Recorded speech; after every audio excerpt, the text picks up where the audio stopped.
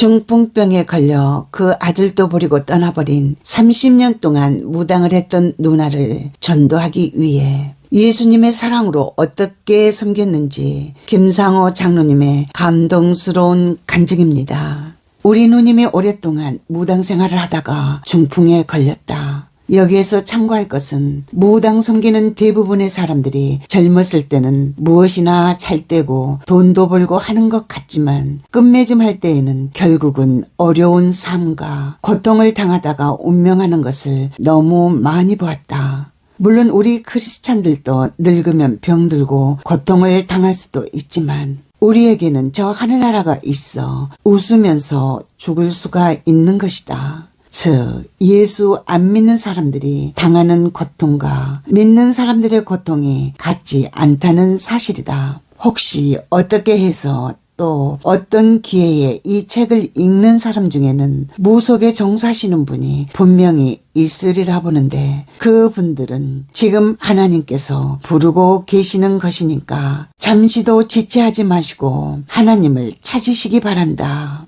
우리 누님은 내가 살모사에 물려 죽어갈 때 이렇게 말했던 사람이다. 이 새끼 죽으면 장례도 치르지 마세요. 그리고 얼굴에 침을 퇴퇴 뱉고 간 사람이었다. 그런데 금방 죽어버릴 것 같은 나는 오랜 세월 살고 있고 자신은 중풍에 걸려 죽게 된 것이다. 조카가 우리 집에 방문하는 것 같더니만 누님을 버리고 멀리 도망가고 말았다. 그렇다. 젊은 날 귀신에게 이용당하고 인생의 마지막에는 가족에게도 버림받은 것이다. 약 1년간 우리 집에 머물며 손수 대소변을 다 받아내었다. 온 집안에 더러운 냄새로 가득 찼지만 예수 사랑의 향기는 계속되었다. 이런 일이 6개월 계속되었지만 전도의 반응은 없었다. 그래도 용기를 잃지 않고 전도를 하는데 8개월쯤 되었을 때 반응이 온 것이다.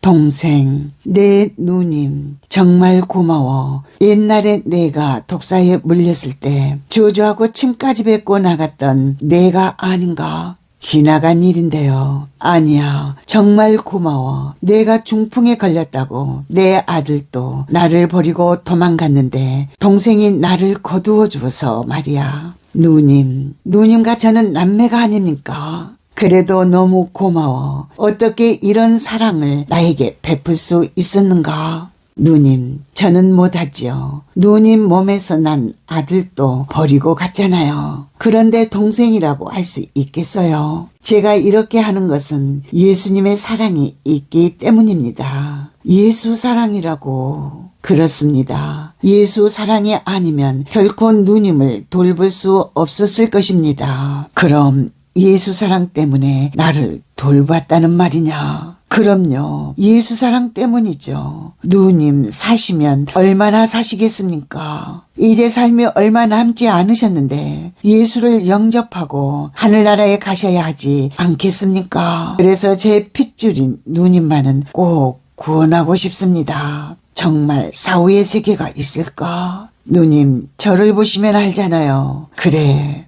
너를 보면 하나님이 살아 계신 것도 같아. 동생 말을 믿지 않고 누구 말을 믿는다는 말입니까? 이제 예수님을 영접하세요. 동생 고마워. 제가 오히려 고맙습니다. 왜? 그런 게 있어요. 한 영혼을 전도하면 하늘나라에 가서 금면류관을 받거든요. 그럼 나는, 누님은 영혼을 구원받은 것만으로도 하나님께 감사해야지요.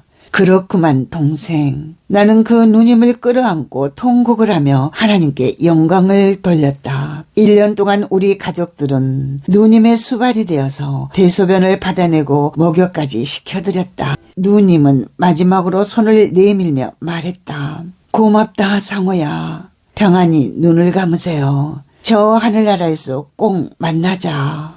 예. 누님은 아주 평안히 잠을 자듯이 이 땅을 떠나 주님 나라에 들어가게 되었다. 아, 얼마나 기쁜가. 한 사람의 영혼을 구원시킨다는 것은 이 기쁨을 진정 아는 사람이라면 결단코 지금 가만히 있지 않고 때를 얻든지 못 얻든지 전도할 텐데 지금까지 예수 사랑으로 30년 된 누님 무당을 전도한 김상호 장로님의 감동스러운 간증이었습니다.